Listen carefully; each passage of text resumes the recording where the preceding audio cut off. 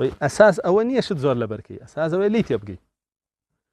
لبين شافعي وأحمد كما مقارنة بونية بواني بكم بلام تيبقى لو بابته شافعي بقى إمام أحمد حديثي لبرنبو بلام أعلم تربو لشافعي نخير باعترافي خوي فرمي كيف فقه هي داس بقرا كل كيس لك اهو شافعي فقيه بو لدقتي يا قشت زور ابيني بمروش قالت كتولي او شتواني الله فرمودك اگر تو فرمودا بوتي قشني او ورقري يكزناه يلي ولا صحابه وتامره بلام كاروي جمع بين اطراف ادله كيتو او فرمودا لك ديتو سيرك يوم معنا درجت كاوبيا ثواني تي قشت قال خدي فرمودك لفظي فرمودك تي قشت جابوا يا يحيى كوري معينا فرمي اگر دينارك بني بلين بيك بخير بو علماء نايم بواني حديثيان لبره قرانيان لبره ام بواني ليت يقشتو